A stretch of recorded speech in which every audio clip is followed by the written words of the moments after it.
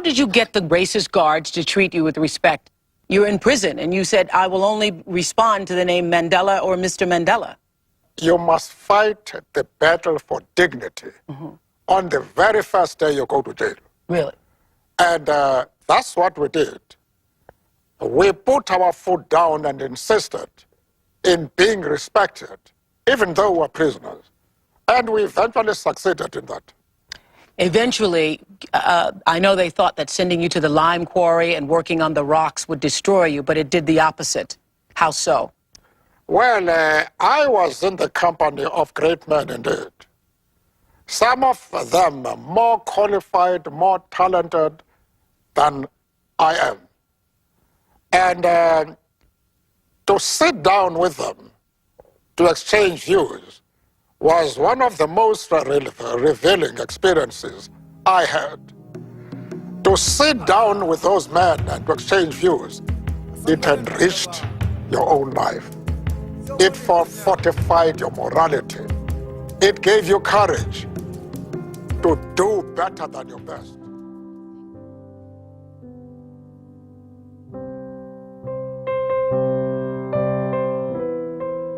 Our struggle has reached a decisive moment.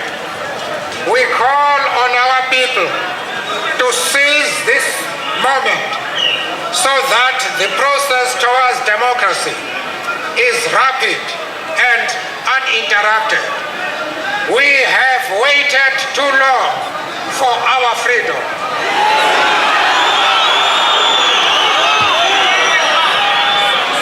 We can no longer wait. Now is the time to intensify the struggle on all fronts.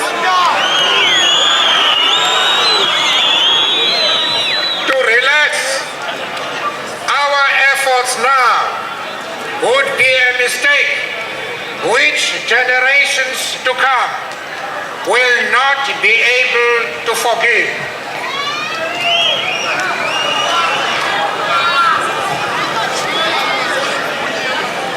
The sight of freedom looming on the horizon should encourage us to redouble our efforts. It is only through disciplined mass action that our victory can be assured. We call on our white compatriots to join us in the shaping of a new South Africa. The freedom movement is a political home for you too. We call on the international community to continue the campaign to isolate the apartheid regime. To lift sanctions now would be to run the risk of aborting the process towards the complete eradication of apartheid. Our march to freedom is irreversible. We must not allow fear to stand in our way.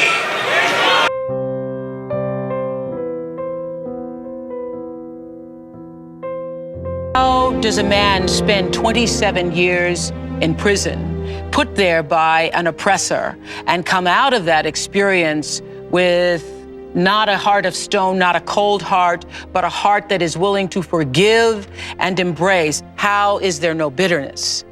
Well, I hated oppression. And when I think about the past, the type of things they did, I feel angry. You have a limited time to stay on earth. You must try and use that period for the purpose of transforming your country into what you desire it to be. And therefore, you had to reject all negative features in your own soul, in your blood system, and focus your attention on the positive things.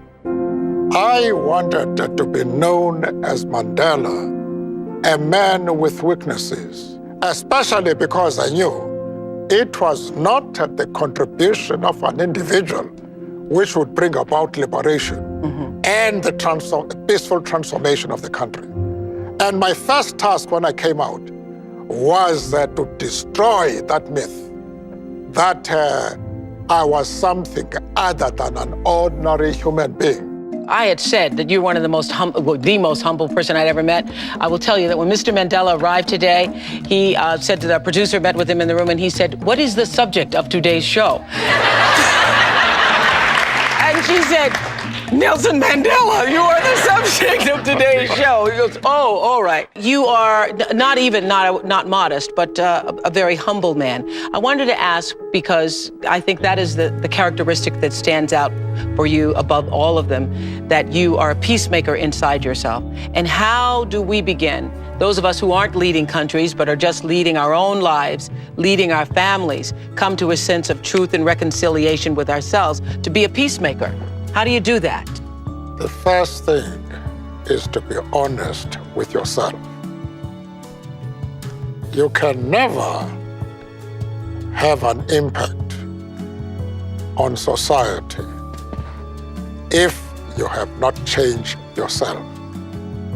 And one of the most important weapons in changing yourself is to recognize that peace.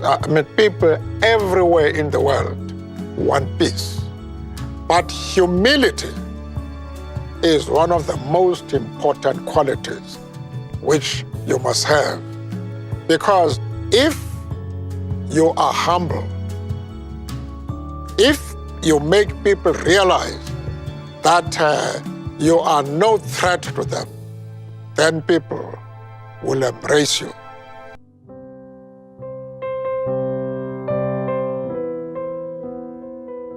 I'm also on the board of directors of the African Educational Foundation that's raising money to train the people of Africa for industry.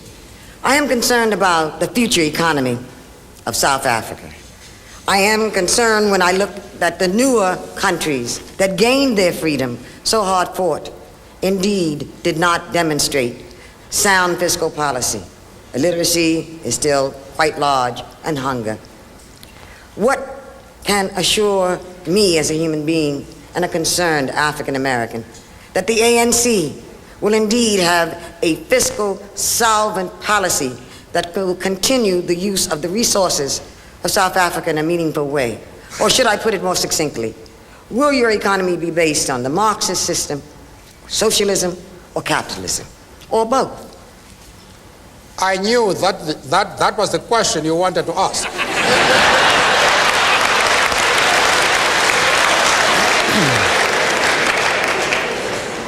I am happy that you have had the courage to put it directly.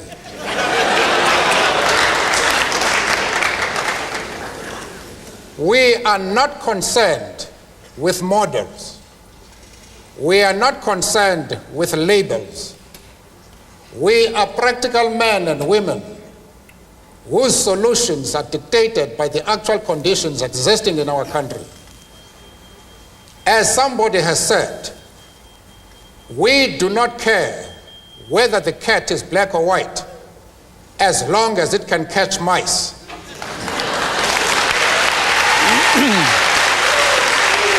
If I may... What we want to achieve is a healthy and vibrant economy which can ensure full employment to our people, maximum production, and the development of social justice. We wanted to rectify the imbalances that exist in our economy. One of the companies, well-known companies in the country, one company owns more than 75% of the shares quoted in the Johannesburg Stock Exchange. This is illustrative of how our economy is organized. It is the resources of the country are monopolized by a white minority, even in that minority by a few individuals. whereas the masses of the people, especially blacks, are left poor, ridden with disease, illiteracy, without educational facilities. We wanted to develop an economy which will put an end to that and will leave to other people to put a label if they so wish.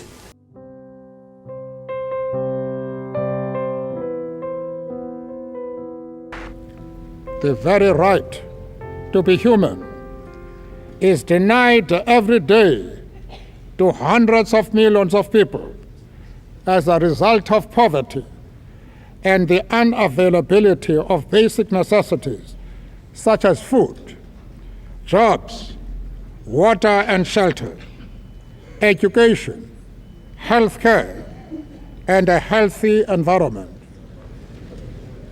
As I sit in Kunu, my village, and grow as ancient as its hills, I will continue to entertain the hope that there has emerged a cadre of leaders in my own country and region, on my continent, and in the world, which will not allow that any should be denied their freedom, as we were, that any should be turned into refugees, as we were, that any should be condemned to go hungry, as we were, that any should be stripped of their human dignity, as we were.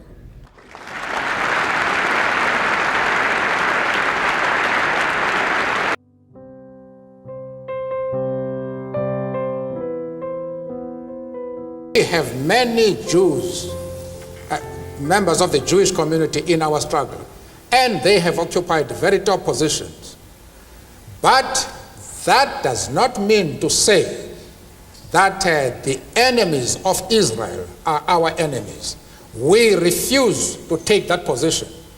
You can call it being political or a moral question, but for anybody who changes his principles depending on whom he is dealing, that is not a man who can lead a nation.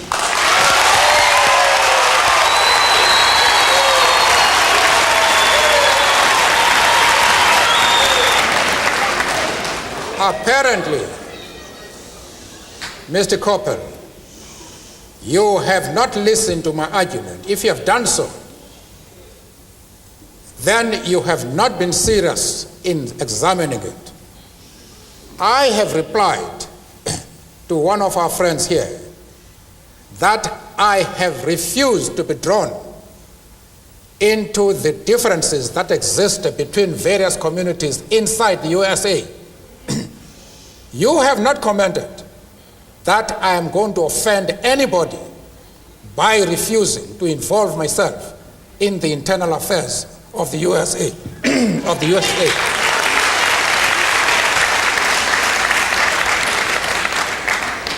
Why are you so keen that I should involve myself in the internal affairs of Cuba and Libya? No. I expect you to be consistent.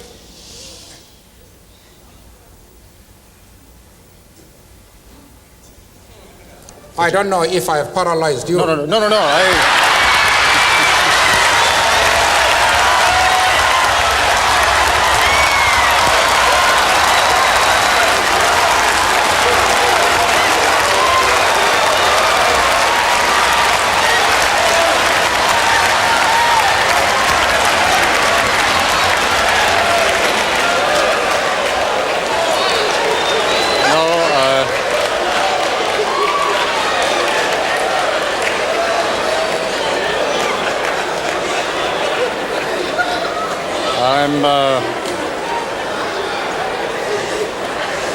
I'm afraid, Mr. Mandela, that paralysis does not set in quite that easily in my case. The point...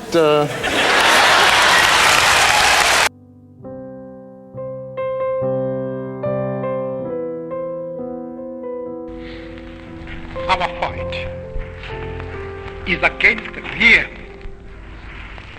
and not imaginary hardships, or to use the language of the state prosecutor, so-called hardships. South Africa is the richest country in Africa and could be one of the richest countries in the world. But it is a land of extremes and remarkable contrasts. The whites enjoy what may well be the highest standard of living in the world, whilst Africans live in poverty and misery. Poverty goes hand in hand with malnutrition and disease. The incidence of malnutrition and deficiency diseases is very high amongst Africans. The incidence of infant mortality is one of the highest in the world. The lack of human dignity experienced by Africans is the direct result of the policy of white supremacy. White supremacy implies black inferiority. Legislation designed to preserve white supremacy entrenches this notion. I have dedicated my life to this struggle of the African people. I have fought against white domination, and I have fought against black domination.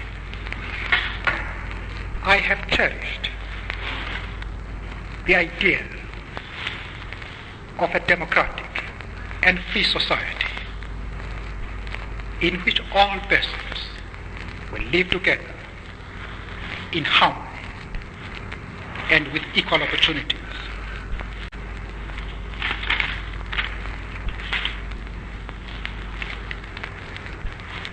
It is an idea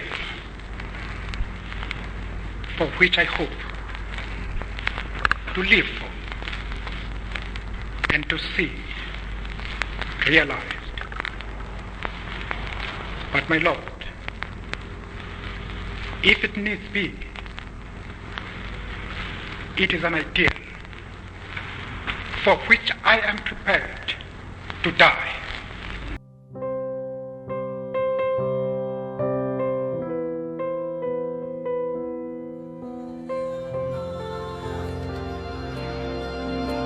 I have noted with deep gratitude the generous praise that has often been given to me as an individual. But let me state this. To the extent that I have been able to achieve anything, I know that this is because I am the product of the people of South Africa.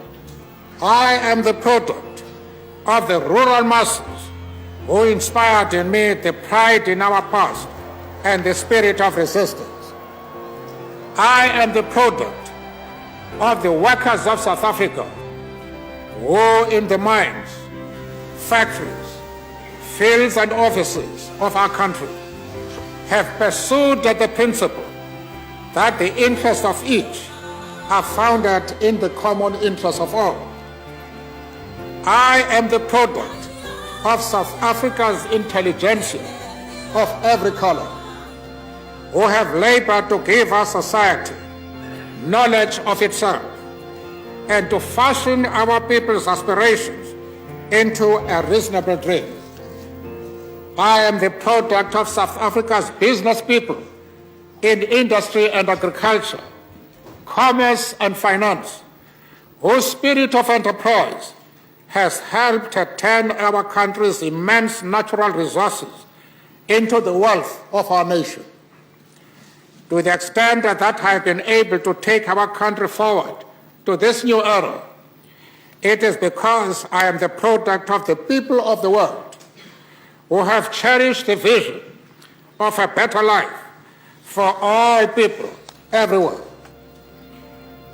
I am the product of Africa and her long cherished dream of a rebirth that can now be realized so that all of her children may play in the sun. The long walk continues. Ndlela ntle, mo ilup, tsela tshweu.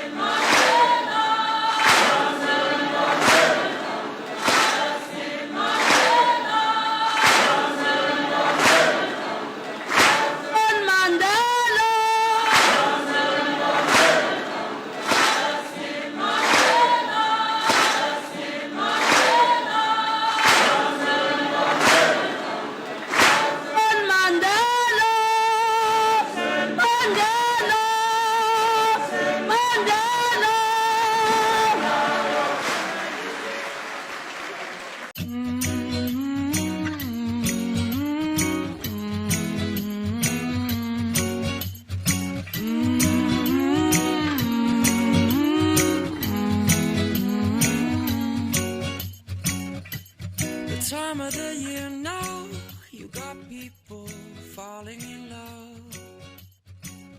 It brings you good cheer now when that mistletoe is above.